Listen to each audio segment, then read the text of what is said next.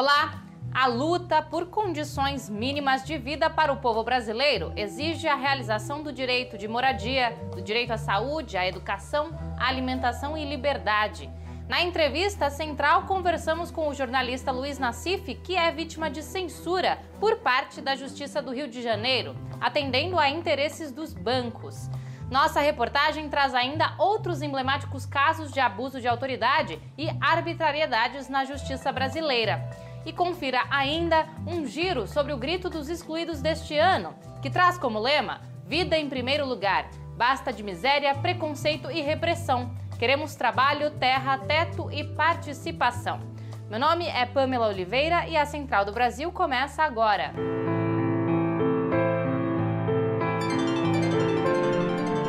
Central do Brasil.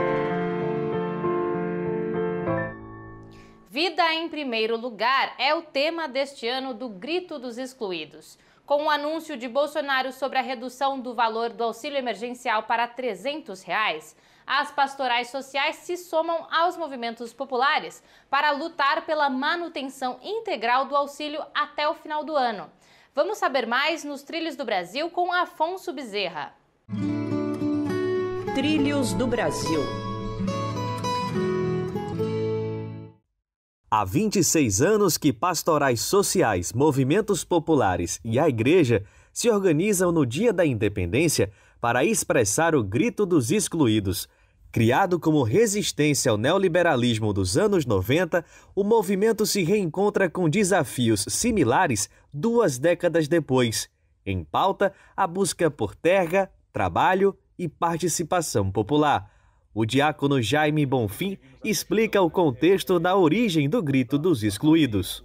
Havia uma crise econômica e política no país em 1994 e, a partir daí, a CNBB, junto com as pastorais sociais, o MST, a Comissão Pastoral da Terra, os movimentos populares, juntaram-se e fizemos disso um grito, que é o Grito dos Excluídos. O governo Bolsonaro acentuou as desigualdades sociais históricas do país e desarticulou a participação popular nas decisões políticas. Essa situação é tema da mobilização do Grito no próximo 7 de setembro, como analisa Jaime Bonfim. Todas as conquistas populares que ao longo da história nós lutamos, inclusive, humildemente, nós levamos cacetada na cabeça, na rua, né? Com a polícia de choque, que nós conseguimos, e muitas pessoas derramaram o seu sangue para que o país hoje tivesse um país mais democrático, mais livre. Estamos tudo isso sendo ameaçado por uma política de transigência truculenta que estamos vivendo no país. Desde o início de agosto que cada estado tem se organizado nos preparativos para o grande ato do dia 7, que será misto com ações presenciais em algumas cidades e virtuais, como explica Ari Alberti, coordenador nacional do Grito dos Excluídos. É uma coisa muito rica. É rica por quê? Porque nós não temos uma pauta comum específica. Olha, a pauta é essa, né, e todo mundo vai de norte a sul, leste a oeste. Não, e tem um lema, uma temática e um cartaz, uma imagem que é comum, eixos e objetivos e tal. E a partir de cada local coloca os seus gritos. Acho que isso que enriquece o grito, essa atividade. Falando em luta, a parada cultural de hoje traz a dica de um reggae brasileiro contemporâneo que relembra Marielle Franco e outros lutadores populares. Parada cultural. Eu sou o DJ Wesson, falando diretamente aqui da região do Vale do São Francisco, na cidade de Juazeiro, na Bahia. E na dica cultural de hoje eu resolvi trazer um artista daqui da região que eu curto bastante e trabalha com reggae, que é o Tio Zé Bar. Esse ano ele lançou uma música que é Lute e Faça Amor. Lançou uma música junto com um clipe muito bonito que eu gostaria que vocês apreciassem. A música fala sobre não esmorecer, sobre manter-se firme sem perder a capacidade de empatia, a capacidade de se importar com as outras pessoas, né? Nesse momento que a gente está enfrentando essas dificuldades todas, acaba sendo uma mensagem ainda mais forte. 3 casos emblemáticos escancaram o caráter arbitrário e político da justiça brasileira. Opiniões e vontades pessoais que passam por cima da Constituição e tentam anular a soberania popular. Os casos recentes vão do autoritarismo à repressão violenta e à censura. Vamos acompanhar a reportagem de Camila Piacese. A decisão do ministro do Superior Tribunal de Justiça, Benedito Gonçalves, que afastou do cargo de governador do Rio de Janeiro, Wilson Witzel, colocou as luzes sobre as ações de juízes que colocam o poder judiciário contra direitos constituídos na Constituição de 1988. Para o coordenador executivo nacional da Associação Brasileira Juristas pela Democracia, Marcelo Nogueira, a decisão de um único ministro do STJ, que suspende 4,7 milhões de votos de eleitores do Rio, poderia ter sido tomada somente pelo plenário da Corte. Me parece que uma decisão que afeta diretamente o Poder Executivo, o exercício de um cargo que foi democraticamente escolhido pelo povo, e que não poderia ter sido feita sem uma análise mais apurada, uma decisão do colegiado do STJ. Um ato dessa envergadura, que afasta o governador do cargo para o qual foi eleito, deveria ter sido tomado pelo colegiado do STJ. O juiz da Vara Agrária, Walter Esbaile, ordenou o despejo com a presença da tropa de choque de 450 famílias que moram há 20 anos no quilombo Campo Grande, na cidade de Campo do Meio, em Minas Gerais. Também de forma arbitrária, mandou reintegrar uma área maior do que previa as negociações na Justiça. Letícia Souza, advogada dos trabalhadores sem terra, classifica como absurda a decisão do magistrado, ainda mais em plena pandemia. Isso vai de encontro a todas as normas sanitárias que foram instituídas para evitar a disseminação do novo coronavírus. Inclusive, quando observamos o deslocamento de um enorme aparato policial. Outro caso foi o do juiz Leonardo Chaves, que mandou retirar do site GGN 11 matérias sobre o banco BTG Pactual, que denunciava que o ministro da Economia, Paulo Guedes, pegou 2,9 bilhões de reais de uma carteira de créditos do Banco do Brasil e deu por 371 milhões para o BTG, cujo fundador é ele.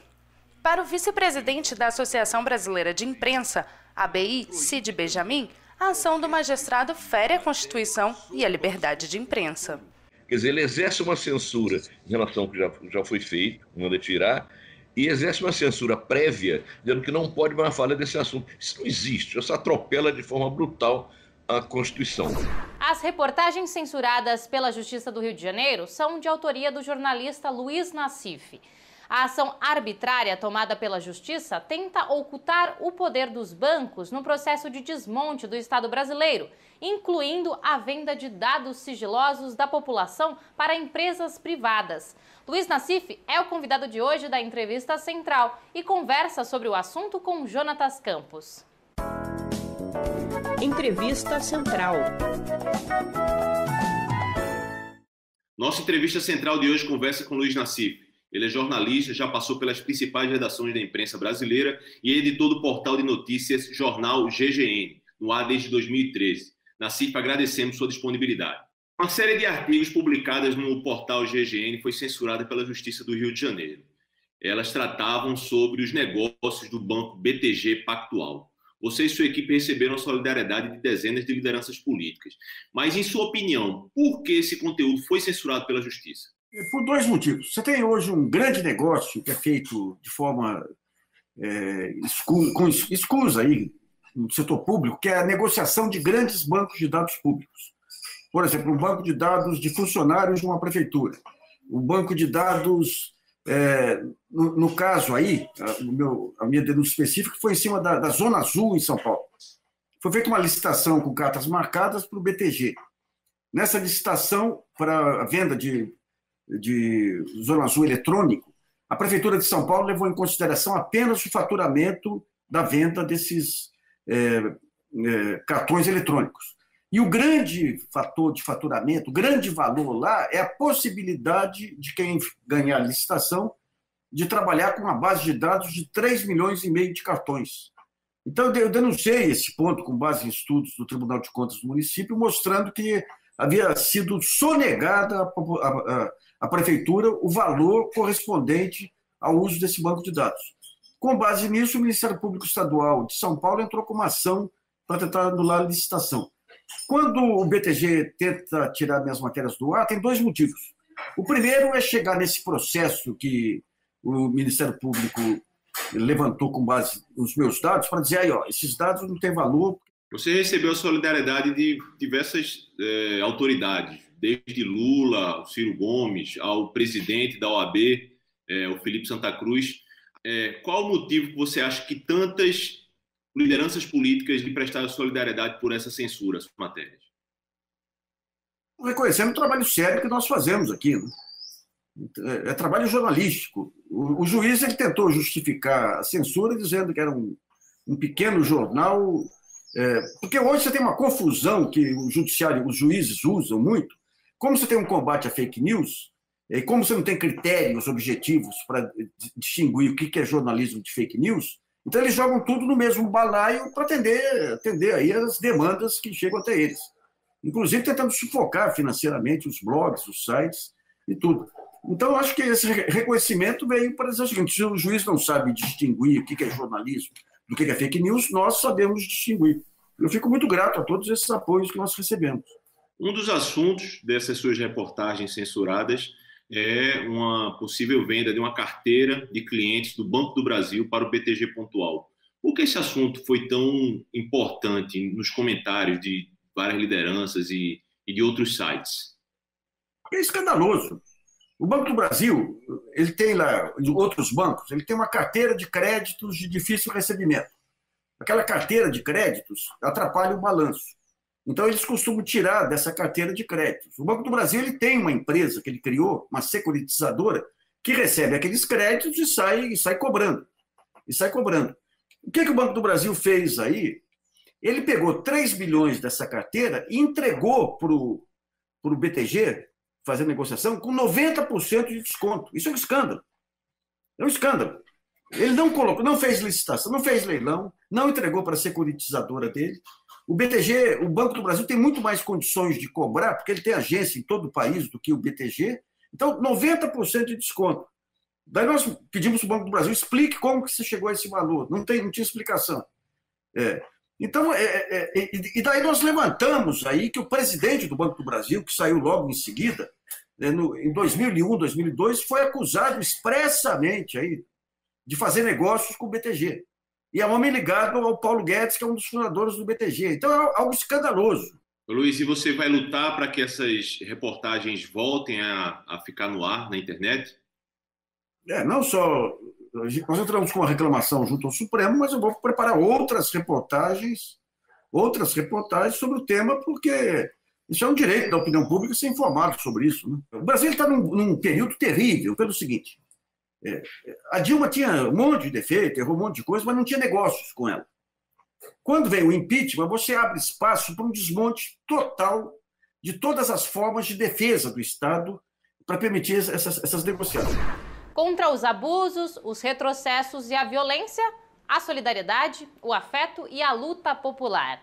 Hoje, quem compartilha ideias e sentimentos sobre um Brasil após a pandemia é a fundadora da comunidade zen budista Monja Coen. Próxima estação.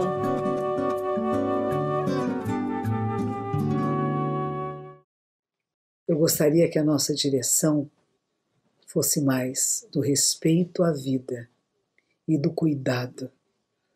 O cuidado com os dois sentidos, cuidado, atenção, faça tudo com muita atenção, com muita coragem, com muita presença. E o cuidado da acolhida, de acolher todos os seres no seu coração, para que não haja discriminações e preconceitos, abusos de forma alguma. Será que esta pandemia fez com que algumas pessoas despertassem e começassem a perceber que somos um só corpo, uma só vida, com tudo que existe, e que apenas cuidando que seremos cuidadas? A próxima estação não está tão próxima assim. Ainda temos uma viagem longa. A Central do Brasil está terminando. No QR Code que aparece aí na sua tela, você encontra todos os nossos conteúdos. E também pode nos acompanhar pelo Instagram. Basta seguir @Programa Central do Brasil. Até amanhã!